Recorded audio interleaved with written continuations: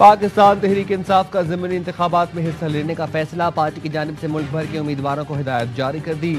امیدواروں سے کہا گیا ہے سنی اتحاد کونسل کے ٹکٹ پر ضمنی انتخابات میں حصہ لیں۔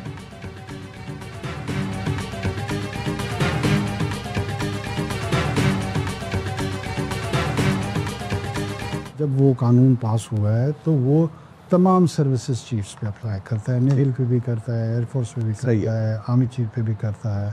تو اس میں وہ کرنٹ ہیں یا آئندہ کے لیے؟ ظاہر ہے کرنٹ ہی ہے۔ جب وہ اب مزید ضرورت نہیں ہے کسی نوٹیفکیشن؟ میری انڈرسٹینڈنگ کے مطابق کوئی ضرورت نہیں ہے، یہ ایک سیٹلڈ میٹر ہے۔ بلوچ عسکریت پسند اپنا ہدف حاصل نہیں کر سکتے، اس کا حصول ممکن نہیں۔ ریاست پاکستان کا جیتنا ٹھہر گیا، بس وقت کے تعین کا فیصلہ ہونا باقی ہے۔ سابق نگراں وزیر اعظم انوار الحق کاکڑ کہتے ہیں مارکہ حق کے بعد پاکستان ایک ہی وقت میں واشنگٹن اور بیجنگ سے کالز وصول کر رہا ہے۔ بیجنگ خاندان اور گھر ہے جبکہ امریکہ دوست ہے۔ خاندان سے آپ کسی صورت قطع تعلق نہیں کر سکتے، لیکن دوست آپ چن سکتے ہیں۔ الیکشن پر میرے مطمئن ہونے سے کیا ہوتا ہے؟ اگر لوگ مطمئن نہیں تو ٹریبونلز جائیں۔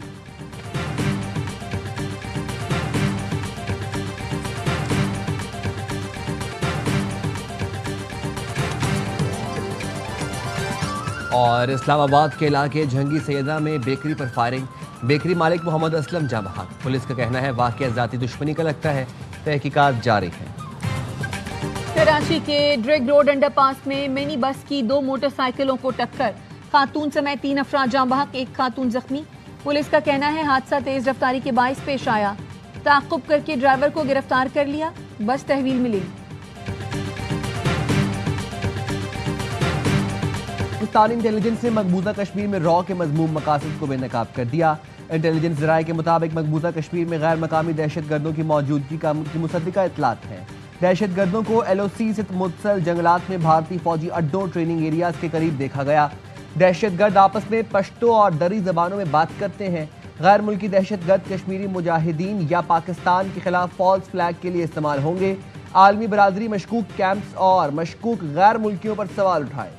پاکستان نے را کے مذموم مقاصد پر مبنی انٹیلیجنس رپورٹ عالمی برادری کے ساتھ شیئر کر دی۔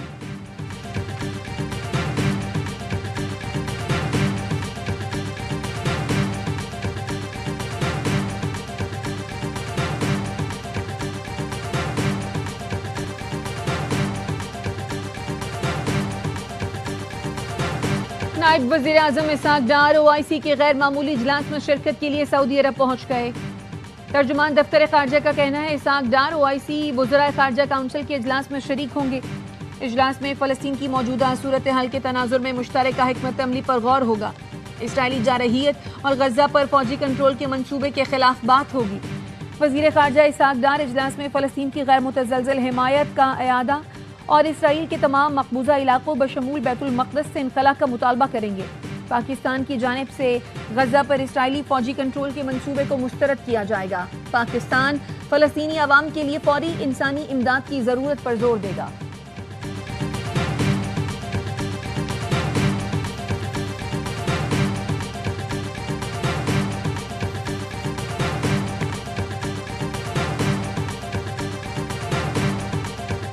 بارشوں کے باعث دریائے جہلم، چناب، راوی، ستلج اور ملحقہ ندی نالوں میں طغیانی۔ اوچھ شریف، عارف والا، پاک پتن میں مکانات اور سینکڑوں ایکڑ رقبے پر موجود فصلیں زیر آب۔ بہاول نگر ضلع میں متعدد عارضی حفاظتی بند ٹوٹ گئے، درجنوں بستیوں آبادیوں میں تباہی۔ پی ڈی ایم اے کے مطابق مقبوضہ جموں میں دریائے توی سے پانی کا بڑا ریلا دریائے چناب میں داخل ہوگا۔ دریائے چناب میں آئندہ 24 گھنٹے میں درمیانے سے اونچے درجے کے سیلاب کا خدشہ ہے۔ سیلابی ریلا گجرات، منڈی بہاؤدین، چنیوٹ، جھنگ سے ملحقہ علاقوں کو متاثر کر سکتا ہے۔ ڈیرہ غازی خان کی رود کوہیوں میں فلیش فلڈنگ کا خدشہ۔ دریائے ستلج میں گنڈا سنگھ والا کے مقام پر اونچے درجے کا سیلاب۔ دریائے سندھ میں پانی کے بہاؤ میں اضافے کا خدشہ۔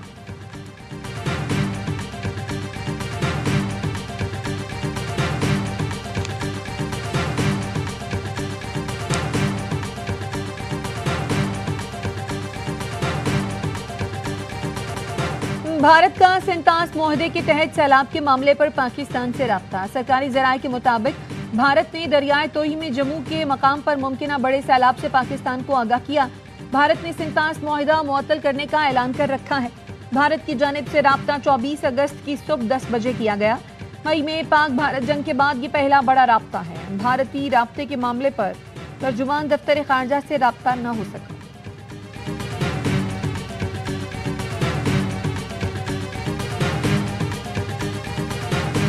वज़ीर दाखिला मोहसिन नकवी से ईरानी हम मनसब सिकंदर मोमिनी का टेलीफोनिक राबता। तूफानी बारिशों और सैलाब से कीमती इंसानी जानों के ज़िया पर ताज़ियत का इजहार। सैलाब मुतासरीन की मदद के लिए ताउन की पेशकश की।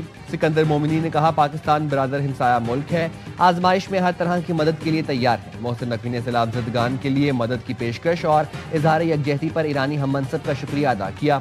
कहा, ईरान और पाकिस्तान की खुशियां और गम सांझे हैं। तारीख में पहली बार पाकिस्तान इस खतरनाक मौसमियाती सूरत हाल से गुजर रहा है। तमाम इदारे सैलाब मुतासरीन की मदद के लिए फील्ड में हैं।